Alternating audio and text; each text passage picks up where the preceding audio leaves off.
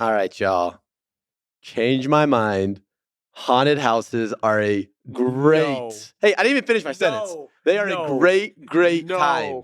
Why would Very you pay fun, Very $45? entertaining. Why would I you, love them. Why would you pay $45 to someone to scare you? Because it's entertainment. That It's not makes about the no scare. sense. It's I'm about gonna the team up with laugh Talon because after the Hollis and Grace scare. both give a thumbs down. Yeah, back me up, TJ. Okay, What up? if let's say you're on a date with this person and TJ wants to hold hands on the day. and you kind of on the fence, but this is the time to see. It's a character what's going test. on. No. Yeah. Let me tell you the problem. Yeah. Because will they They're back you up? so Will they back expensive. you up? They are not worth the price. They're not worth the price, and you can y'all. get scared a lot of different ways. If you want to hold a girl's No, but hand, not like maybe Reason two, So if true. the person Just hold her hand. maybe Just hold be her a man hand. and go hold her hand. Yeah. Yeah, somewhere but it's so tender You're to on this protect her date, from the scariness. and the person be like, gets "Oh, I got scared you." and then they hug you and you're like, hey, I got you. but Or like, oh, you scared? I could fix that. But 95% of the time, you're the one going to be jumping in her arms, and she's going to have to protect you. Oh. Hollis, that's just you. You're talking about your reality, Hollis. You experience that, y'all. Let us know in the comments who's right. It's me and TJ. It's not. No, It's it's Grace fine. and I. Welcome to This is Kingdom, a Good News Bread podcast. This is Grace. This is Talon. This is TJ. This is Hollis. And today we're talking about holiness to the Lord in everyday life by Elder Gong. Guys, I love this talk. I love how funny Elder Gong was in the beginning of his talk, talking about his kids and his family asking AI how he would react to a joke. I was like, oh my gosh. That was funny. Whoever his grandkids are, I know they're funny. I know they're a They're good good. time because whoever came up with that game, that was funny. I want to do that at my next If family you know them, reunion. that's funny. But also with this talk, Elder Gong really focuses on no matter what we're doing in our lives, that we can add holiness to it and God can make those things holy. And it really reminded me when I was a freshman in college, I just got accepted into BYU and they had this leadership camp thing. Yeah, Hollis is a big deal, y'all. All good. All good. We went to this camp and I remember thinking about, whoa, BYU is going to be so different. I'm going to have to balance so many things going into college. I have my homework, I have dating, we have trying to be good and go to the temple and go to church, but I also have trying to have fun and have a social life as well. And I was getting kind of stressed. How am I going to do all of these things? And at this camp that I went to, I received some advice from someone that I really loved and kind of changed and shifted my perspective on how I viewed all of that. He said, we shouldn't balance our life. The gospel and going to the temple and doing these things that bring us closer to God is not something you just balance, where it's over here and then there's everything else. But the gospel is something you should orchestrate into your life, where the gospel is the constant beat in everything that you do. And I loved that. And it reminded me of this talk where no matter what we are doing in our life, if it brings about good, it comes from God and He can make it holy. I was thinking a lot about dedication, how we dedicate our lives to things as well, and how a lot of people dedicate their life to sports. A lot of people dedicate their life to the medical field, and there's so many categories. But a thought was introduced to me of just like how the Lord dedicates His temples and makes them holy, if you choose to dedicate your life to something that's good, God can make that thing holy. And I love that. And more than that, I have to share this part of the talk. Not only can God make things holy in your life, He can make the messes in our life holy as well. There's this part that kind of made me emotional as he was talking. He talks about how a sister does her best each day after her husband was unfaithful to her and the children. I deeply admire her and others like her. One day while folding laundry, her hand on a stack of garments, she sighed to herself, "What's the point?" She felt a tender voice assure her, "Your covenants are with me." No matter where life can take us or what direction we go in, no matter what messes there may be, God can make the situation holy because we are with Him. This last week, I was on vacation and I went to the beach, which is my favorite place in the whole entire world, truly. And today I got home and I had so much stuff to do. I was so overwhelmed. It was honestly, nonstop go, go, go all day for me. Like I didn't get a break. Like I had a protein shake for dinner and lunch today. That's all. I didn't have time to eat. Okay. And I texted one of my friends that I was on the trip with, and I was like, I just wish I was still on vacation. And then I listened to this talk while I was driving. And for me, I'm going to be honest, I feel like there's so often times in my life that my spirituality feels like that. That on Sunday, it's like my vacation. And I am like so uplifted spiritually and I'm so at peace and everything feels so holy. And I'm feeling like I'm listening to like worship music and I'm reading my scriptures and I'm having like gospel conversations with my friends because it's Sunday and I like have this sense of peace all day on Sunday. And then Monday comes and I'm just like, okay, yeah, like back to the real life and like get back to everything that's going on in my life. And something that I think is really powerful is the fact that I can't live at the beach. That's not realistic for my life right now. Like, I can't have a vacation all of the time, but my spirituality doesn't need to feel the same way. And I don't just have to feel spiritual on Sunday. I don't just have to feel the peace of the Sabbath on the Sabbath. I don't just have to listen to the music that connects me with heaven only on Sunday. I don't just need to have those conversations just on Sunday. Holiness does not exist just on the Sabbath. And I don't have to wait for the Sabbath and Sunday every single week to fill that in my life. I can bring that into my everyday. I can bring that into the mess, into the problems, into the good, into the bad. I can live with that on Monday, Tuesday, Wednesday, Thursday, Friday, Saturday too. Y'all just gave me such a big realization. Because I was reading this and I was like, what does it mean to make something holy? What does it mean to make our everyday life holy? And I love what you said. I think we make things holy by dedicating it to the Lord. And I think you could be doing the same exact thing in a way that is holy, a way that it's not. Like you could be a doctor and you could dedicate that to the Lord and say in every interaction, I'm gonna be Christ's hands and I'm gonna heal in the way that He heals. You could be working at an In-N-Out drive-through and you could dedicate that position to the Lord and say in every interaction, I'm gonna give light. And I remember when I got a car a while back.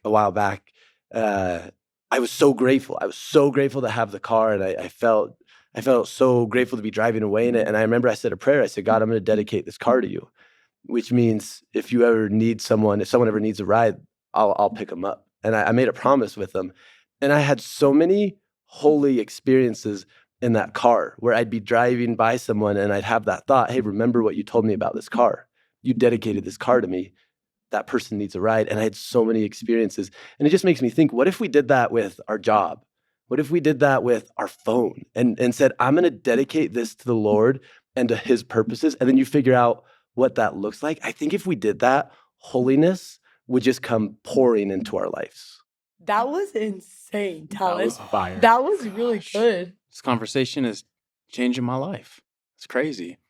I was just thinking our laundry room, the light is out in there. And so I'll be running in there for something because there's a little closet in there and then I'll turn on the light and then it's not on and I'm like, oh shoot. So I got to run out, get my phone, turn the flashlight and go in. And I just think like how much easier it would be if number one, if I just fixed the dang light, but two, if I just had my light in my hand ready right when I'm going in there. And I think in life, there's times where there's some darkness, and instead of pulling up and then being like, oh dang, like I should go and get some light, like I should go and pray, I should go and get some scriptures. What if you just walk into that darkness with the light with you already, man?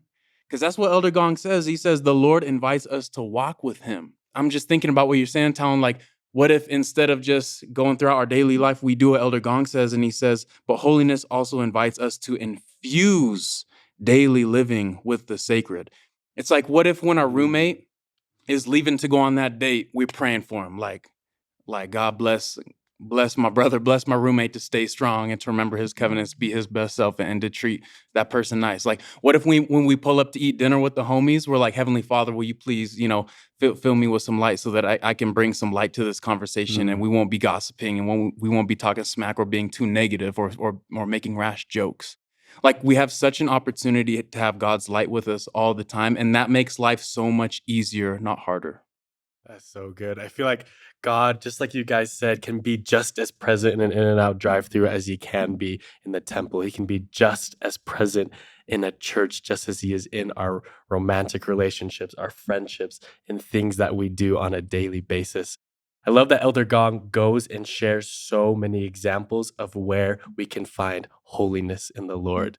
But more than anything, which has been a constant theme in all of conference, is we can find holiness in the Lord in his temple. And if you ever feel like you are lacking some holiness in your life, you feel like you need an influence or influx of that in your life, go to the temple.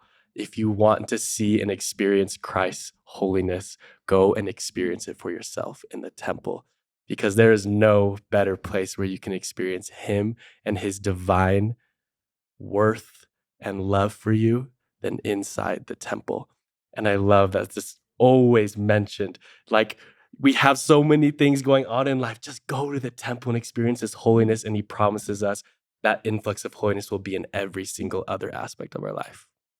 Well, and there's something to be said about, I think oftentimes it's really easy for us to discover holiness in situations like that, in the temple and at church, because it's like laid out for us. Like, it's like, yeah, here, this is how you feel the Spirit. This is how you bring holiness into those situations. But there's something so important to me in realizing what it looks like to carry that with you in all of the other places as well. Mm, And I think that the temple is a training ground Mm. for how you should live outside of the temple as well. mm, And I think that's one of the most beautiful parts, is that while you're in there, look around, notice things. Things are very well taken care of in the temple. People treat you really kindly in the temple. There's different things that you learn about, like going there just to serve and to be kind. And I just think that there's so much of the temple about that peace.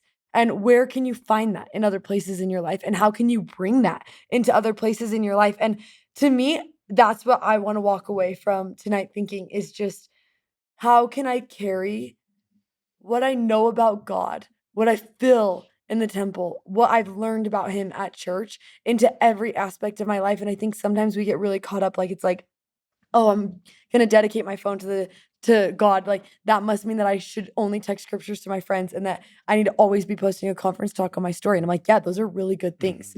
But also, maybe dedicating your phone to God is waking up every single morning and saying, God, who's someone I could reach out today that needs me? And maybe dedicating your phone to God is getting on Instagram and thinking, you know what, I've spent a lot of time on Instagram today. What's something else I could do today that would be a little bit more like him? Or maybe you see someone's post on Instagram and you're like, what's something I could comment on there that God would be happy for me to say to one of his kids? Mm. And the truth is, you have just made something that you carry with you every single day holy. And now when you go into the temple, not only will you be uplifted, not only will you feel that more, but you'll also get more ideas of what you could do outside of the temple to bring that to other people as well.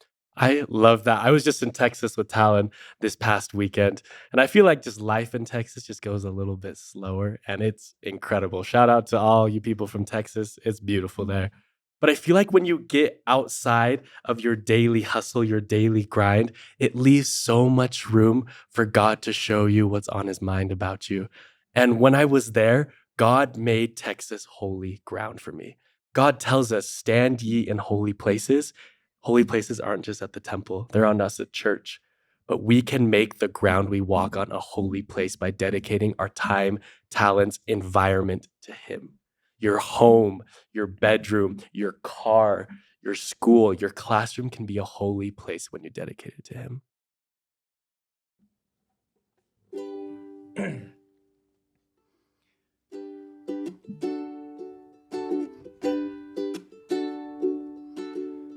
And I can't help it, I'm just being real.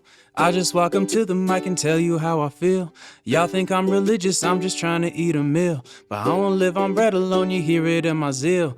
Down bad, but you got me better. G-O-D, that's the best 3 letters. When you got me moving, I'ma need Rosetta. Keep your head up, and Lord, I lift my hands. I give all the praise to you. Come on, everything Grace. I am, you give me the strength to do. And Sing it, Lord, I lift my Hollis. hands. Lord, I lift my hands. I give all the praise to you. This is my response to making me brand new. Hey, let's go. See you next week.